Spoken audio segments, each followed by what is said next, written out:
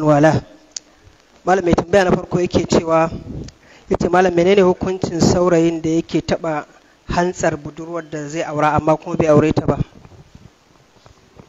Bismillah wa salatu wa salamu ala rasulillah wa ala alihi wa sahbihi wa ala wa ba'da assalamu alaikum warahmatullahi.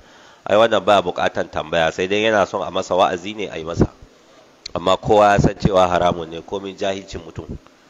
So abu da farko ya aikata haramun kuma ba mutumin kirki bane, kuma bil haƙiƙa wannan abu ko bai masa illa yanzu ba, bayan sun yi aure zai masa illa.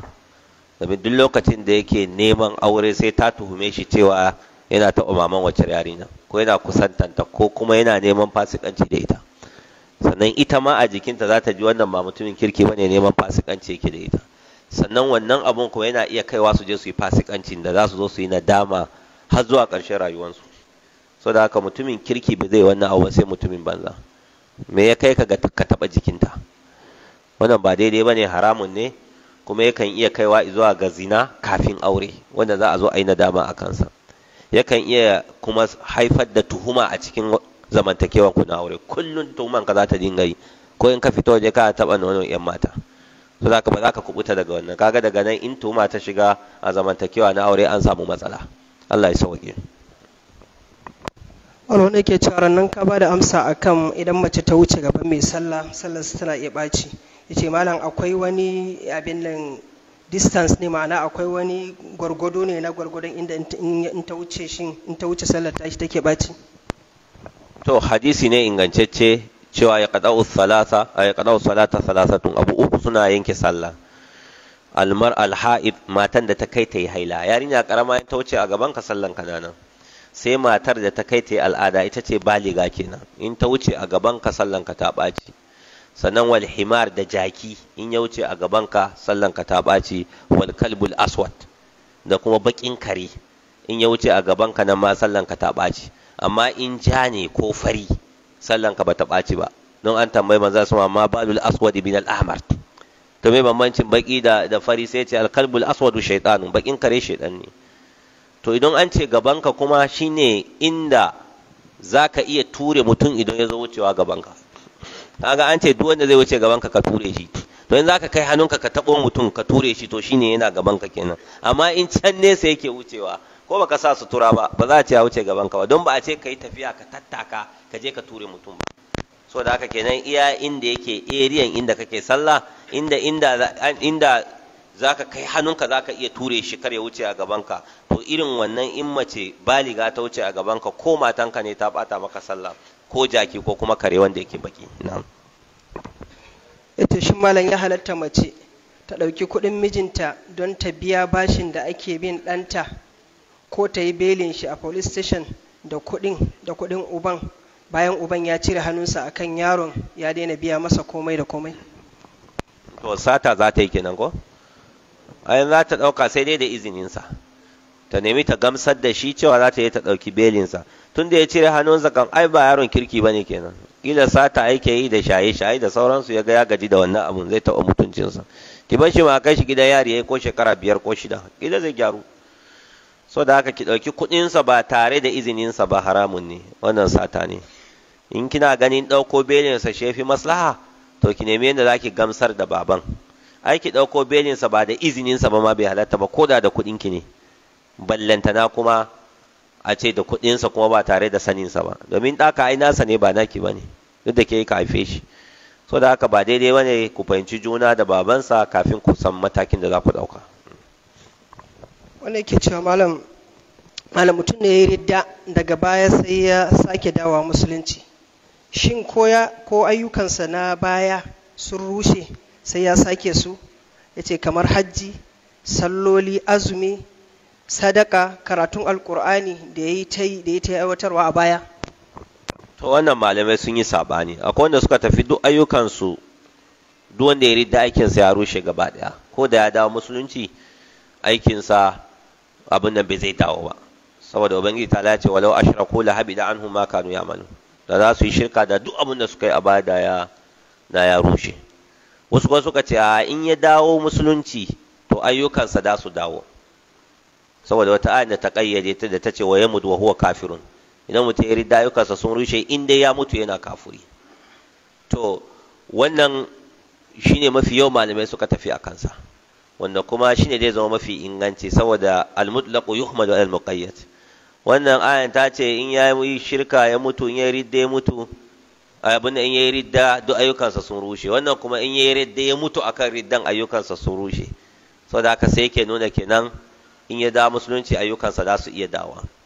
Amma me fa'idan wannan sabanin a nan duniya? A lahira kan an ce ya rushe kaga ladan gaba ɗaya bai same shi ba, in kuma an ce za su dawo to zai samu ladan a lahira. To a duniya me fa'idan wannan sabanin? Fa'idan shine idan ya riga ya yi aikin haji na farilla sai ya yi ridda daga baya dawo musulunci, in mun ci ayyukansa ba za su dawo ba, to yanzu ana bin sa bashin aikin haji. Saboda haka dole sai ya yi aikin haji na musulunci don wancan aikin hajin ya ɓaci.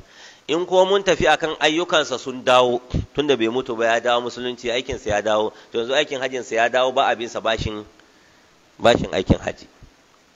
Idan muka ce in ya mutu abin nan, idan ya yi ridda duk ayyukansa sun rushe ba za su dawo ba, ko da ya dawo daga musulunci, to in ya dawo daga musulunci bai zai rama sallolin da ya bari daga lokacin da ya ridda zuwa lokacin da ya dawo musulunci ba.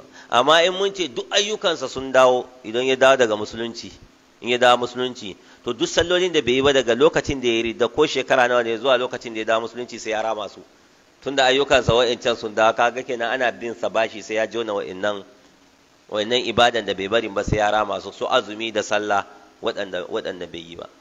So zancen da malai suka firin jayarwa ayyukansa za su dawo, amma in ya mutu ne akan shirka, akan riddan, akan kafircin bai dawo ba, to ayyukansa kuma sun tafi kenan, zai dawwama a wutar jahannama.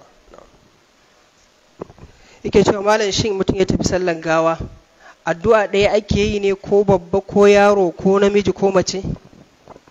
To ai kowa da irin abun nan ɗinsa. Idan namiji ne babba, kaga ai Allahumma ghafir lahu warhamhu wa'afihi wa'fu anhu, kaga huhu zaka ce. Idan mace ce babba, Allahumma ghafir laha warhamha wa'afiha wa'fu anha, kaga kaza. Kawai bambancin zamirin namiji da zamirin mace. Idan yaro ne kuma yana da bambanci da babba shi ma, saboda shi yaro ba baligi bane. Yaro babu alƙalami a kansa, saboda hadisin rufi alƙalamu an salasatin, an ɗauki alƙalami daga mutum uku, ba a rubuta musu laifi, daga ciki akwai yaron. To tun da yaron nan ba a rubuta masa laifi, don ka zo kana Allahumma ghafir lahu, Allahumma ghafir lahu, Allah ka gafarta masa, to ai dama bai da laifi. Shi yasa malamai ko kamar yadda yazo a hadisi aka zo da wasu addu'o'i na yara, shine Allahumma ja'alhu liwalidayhi sarafan wa faradan wa zukhra, ya Allah ka sanya ya zama marigayi ga iyayensa, wato ya zama za su je su same shi ne a aljanna, sannan ya zama zukuran wani ajiyar lada ne, saboda za su ji masifa da damuwa na rabuwa da shi. Wa faradan ya zama rikan gado, kamar irin za ka kaura ka koma wani gari sai ka tura yaranka su je su gyara wancan gidan kafin ka zo, ya zo ya share musu hanya ne. Akwai irin su Allahumma la taftimna ba'dahu, ya Allah karka fitinar da mu abun nan bayansa, karka jarrabe mu bayansa, da makamantan wannan. So akwai addu'o'i da ake wa yaro, kuma akwai Allahumma ghafir li walidayhi, ana roƙa iyayensa gafara, ce Allah ka gafarta wa iyayensa, kai musu rahama da sauransu. Shi ba a cika damuwa da yi masa addu'a kai tsaye shi ba, sai dai a yi wa iyayensa addu'a, saboda me?